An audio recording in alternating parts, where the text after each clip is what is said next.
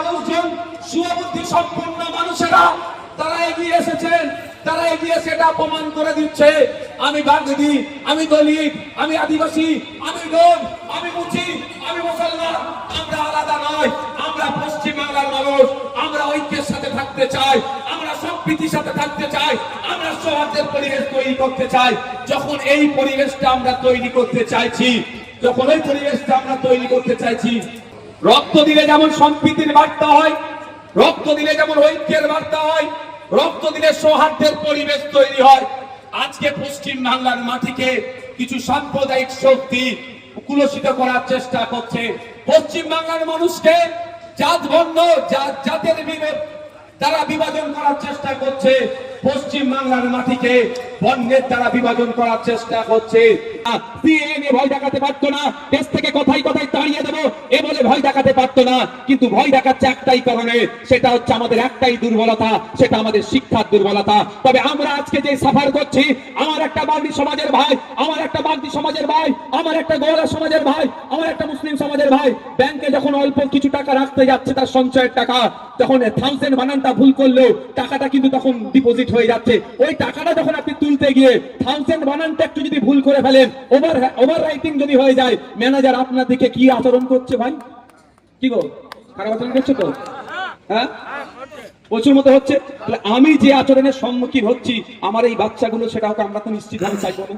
কি গো, তাহলে আমি বলবো আমার এখানে আদিবাসী মায়েরা আছেন, আদিবাসী বাপেরা আছেন, মুসলিম সমাজ থেকে যারা আছেন, বিভিন্ন সমাজ থেকে যারা আছেন, এক বেলা খাওয়া বন্ধ করে দিন, দরকার লাগলে এক বেলা না খেলে মরবেন না, এক বেলা না খেলে কেউ মরে যাবে না। তাই বলবো, অনুরোধ করছি, বাচ্চাগুলোকে পড়ান, শিশুগুলোকে পড়ান।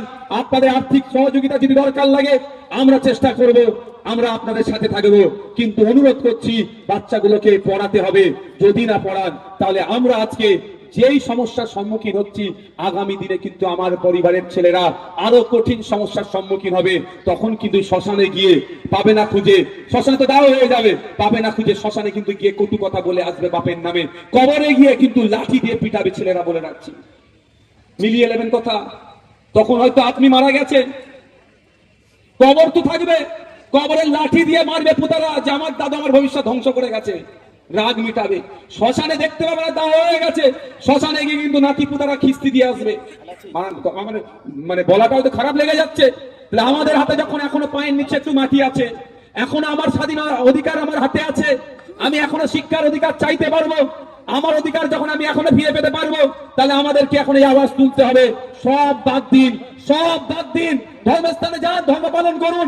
যারা নাস্তিক তারা মানে না, সেটা তারা তার মতাদর্শ নিয়ে চলুক। যে মন্দিরে যাই মন্দিরে যাক, আরো বেশি বেশি করে যাক, আমার কোনো প্রতিবাদ নাই।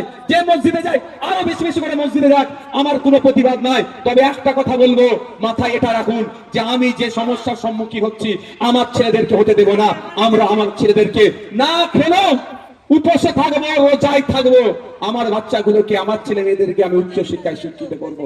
অন্যথায় স্বাধীনতার 79 বছর পর হলো আপনার আইডেন্টিটি ক্রাইসিস হয়ে যাচ্ছে।